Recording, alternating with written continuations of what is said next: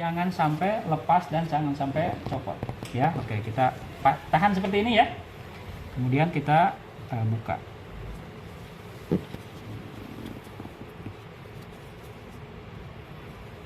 Kita buka. Ya.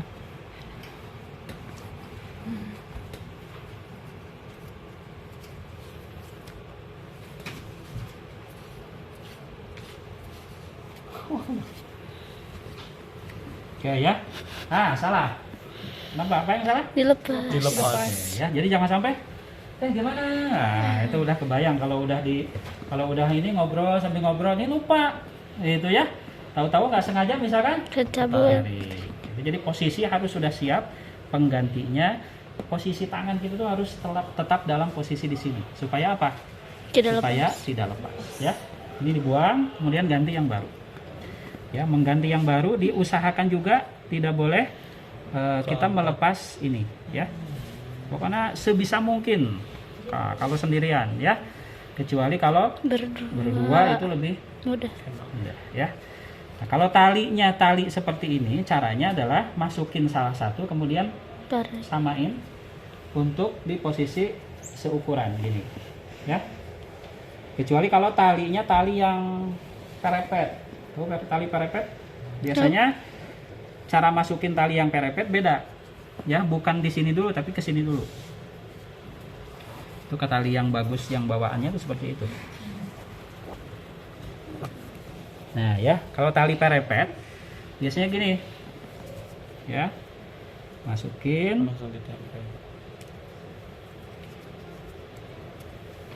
kalau yang aslinya enak ya.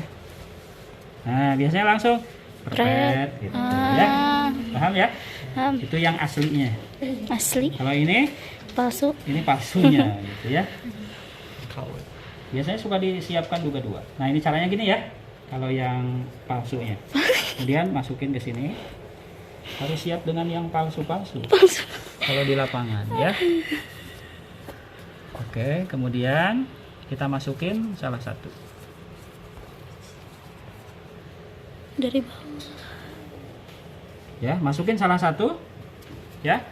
Kalau kita ini bisa nahan dengan kuat, maka kita leluasa untuk memastikan bahwa ini terikat dengan kencang ya. Oke, kita lakukan pengikatan ya, kita lakukan pengikatan teman-teman ya. Oke, ini sudah aman. Kalau sudah aman, pada saatnya kita akan mengikat ngunci ya, maka memastikan bahwa jangan sampai terlalu keras, maka ada jari kita yang masuk ke sini. Paham nggak? Paham. Nah, jadi kita ke sini ya. Ya. Jadi kita tarik, itu tarik seperti ini, ya. Oke. Kemudian kita kunci.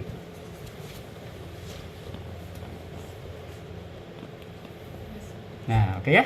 Kemudian lepas. Artinya pada saatnya ini dikunci, dikencengin, sekencengnya pun pada saat dilepas pasti longgar. Paham ya? Itu cara mengikat tali tracheostomi. Paham? Oke, yang terakhir ini beresin. Dan yang terakhir adalah dekanulasi. Ya. Jadi caranya dekanulasi adalah kita akan melakukan tes pasien pada saatnya pasien sudah mulai ada batuk, kesadaran baik gitu ya. Kita akan tes mampu nggak dia kalau dia tidak pakai balon. Kalau tidak pakai balon, beresiko teman-teman untuk pasien yang tidak sadar, karena dimungkinkan sekret itu tidak tertahan oleh balon. Bisa kemungkinan dia masuk ke paru-paru. Nah, itu yang harus diperhatikan. Tapi kalau pasiennya sudah sadar, sudah bisa batuk, pada saatnya dia ada sekret langsung bisa dibatukin dan dikeluarkan. Paham ya? Nah, kita pun harus menyiapkan suction kalau dimungkinkan pasien saat dikempeskan balonnya itu batuk dan mengeluarkan sekret. Ya. Jadi kita tes, caranya adalah dengan menarik balon yang ada di dalam. Pelan-pelan. Ya. Oke, misalkan pasien batuk, kita tahan dulu. Oke, bisa. Oke, kita lepas. Ya, pada saatnya ngelepas, kita lihat reaksi pasien, ya, apakah gelisah atau tidak dan seterusnya. Kita tunggu maksimal untuk percobaan awal 10 menit. 10 menit, ya. Nah, oke, setelah itu, oke, Bapak, Ibu, bagus nih, bisa kuat, misalkan begitu. Tapi kalau udah 3 menit, 4 menit pasiennya, nah, cepat dipasang lagi, ya, cepat dipasang lagi. Tapi kalau misalkan masih kuat, 10 menit misalkan ya, oke, oh alhamdulillah ini udah bagus tuh, 10 menit Ibu kuat misalkan ya. Oke, kita pasang lagi, ya, balonnya kasih lagi, biarkan 6 jam kemudian atau 12 jam kemudian sambil kita mengganti berikutnya untuk kita tes yang kedua kali. Kita naikin, tadi kan 10 menit, berikutnya 15 menit, berikutnya 30 menit, bisa jadi besoknya dicoba untuk dilepas. Ya, atau 2 hari kemudian dilepas. Ya, tapi ada juga pasien yang keterkandungan dengan ini. Kalau tadi ini tidak memungkinkan dia untuk jalan nafasnya tidak memungkinkan untuk menjadi bagian dari oksigen itu masuk ke paru-paru. Oke, paham teman-teman? Ada yang mau ditanyakan sampai sini? Panas.